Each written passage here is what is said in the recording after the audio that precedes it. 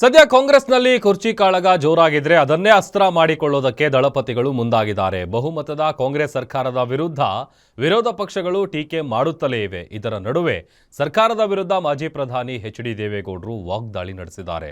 ರಾಜ್ಯ ಸರ್ಕಾರದ ವೈಫಲ್ಯದ ವಿರುದ್ಧ ಹೋರಾಟಕ್ಕೆ ಕರೆ ನೀಡಿದ್ದಲ್ಲದೆ ಸಮಾವೇಶದ ಮೂಲಕ ಸರ್ಕಾರಕ್ಕೆ ಚಾಟಿ ಬೀಸಲು ಮುಂದಾಗಿದ್ದಾರೆ. ರಾಜ್ಯ ಸರ್ಕಾರದ ವಿರುದ್ಧ ದೇವೇಗೌಡರ ಚಾರ್ಜ್ ಶೀಟ್.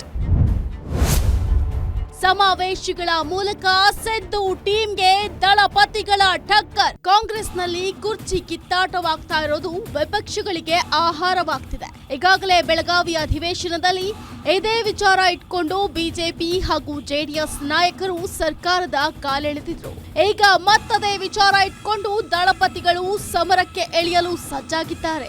ನಾನೇ ಫುಲ್ ಟೈಮ್ ಸಿಎಂ ಅಂತ ಸಿದ್ದರಾಮಯ್ಯ ಹೇಳ್ತಿದ್ರೆ ಸಿಎಂ ಪಟ್ಟಕ್ಕೇರಲು ಡಿಕೆ ಶಿವಕುಮಾರ್ ಪ್ರಯತ್ನ ಮುಂದುವರೆಸಿದ್ದಾರೆ. ಹೀಗಾಗಿ ಇದರಿಂದ ರಾಜ್ಯ ಆಡಳಿತ ವ್ಯವಸ್ಥೆ ಕುಸಿದು ಹೋಗಿದೆ ಅಂತ ವಿಪಕ್ಷಗಳು ಆರೋಪ ಮಾಡ್ತಿವೆ.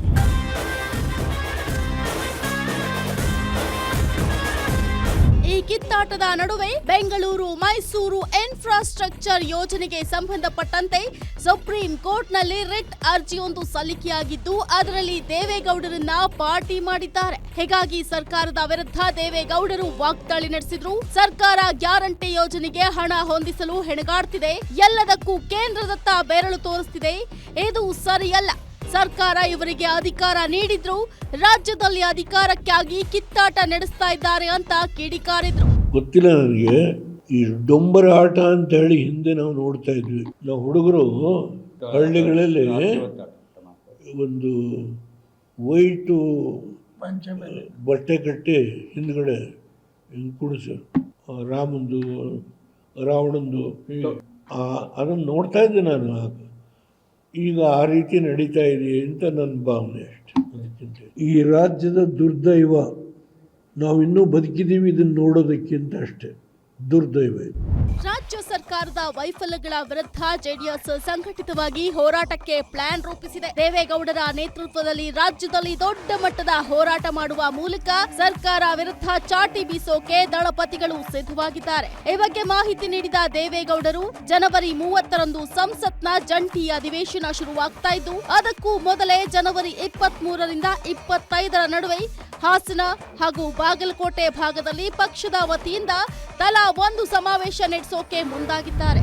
ಜನವರಿ ನಾನು ಸೆಷನ್ಗೆ ಹೋಗಿದ್ದ ಮುಂಚೆ ಕನಿಷ್ಠ 2 ಸಭೆಗಳನ್ನಾದರೂ ಈ ರಾಜ್ಯದಲ್ಲಿ ಹಾಸನದಲ್ಲೊಂದು ಮತ್ತಿನ್ನೊಂದು ಕಡೆ ಹೇಳಿದ್ದೀನಿ ಕುಮಾರಸ್ವಾಮಿ ಅವ್ರ ಹತ್ರ. ಸಾಧ್ಯವಾದರೆ ಬಾಗಲಕೋಟೆ ರೈತರು ಬಂದಿದ್ದರು, ನಂದು ಒಂದು ಸ್ಟ್ಯಾಚ್ಯೂ ಮಾಡಿಸಿದ್ದಾರೆ, ಅದನ್ನು ಇನಾಗ್ರೇಟ್ ಮಾಡಬೇಕು ಸರ್. ರಾಜ್ಯದಲ್ಲಿ ಬಹುಮತದ ಸರ್ಕಾರ ಬಂದಿದ್ರೂ ಕೂಡ ಸಿಎಂ ಬದಲಾವಣೆ ಬಗ್ಗೆ ಚರ್ಚೆಯಾಗ್ತಿದೆ. ಸಿಎಂ ಡಿಸಿಎಂ ಕಿತ್ತಾಟದ ಬಗ್ಗೆ ಸ್ವತಃ ರಾಹುಲ್ ಗಾಂಧಿ ಅವರೇ ತಲೆ ಕೆಡಿಸಿಕೊಂಡಿಲ್ಲ. ರಾಹುಲ್ ಗಾಂಧಿ ಓಟ್ ಚೋರಿ ಹೋರಾಟದಲ್ಲಿ ನಿರತರಾಗಿದ್ದಾರೆ. ಆದ್ರೆ ಅವರಿಗೆ ರಾಜ್ಯದಲ್ಲಿ ನಡೆದ ವಾಲ್ಮೀಕಿ ಅಕ್ರಮದ ಬಗ್ಗೆ ಗೊತ್ತೇ ಇಲ್ಲ ಅನ್ನುವ ಮೂಲಕ ವ್ಯಂಗ್ಯವಾಡಿದ್ರು. ಒಟ್ನಲ್ಲಿ ಹೊಸ ವರ್ಷಕ್ಕೆ ದಳಪತಿಗಳು ಸರ್ಕಾರದ ವಿರುದ್ಧ ಚಾರ್ಜ್ ಶೀಟ್ ರೆಡಿ ಮಾಡಿಕೊಂಡು ಸಂಘಟಿತ ಹೋರಾಟಕ್ಕೆ ತಂತ್ರ ರೂಪಿಸಿದ್ದಾರೆ. Durgesh Nayak, political bureau, guarantee news, Bengaluru.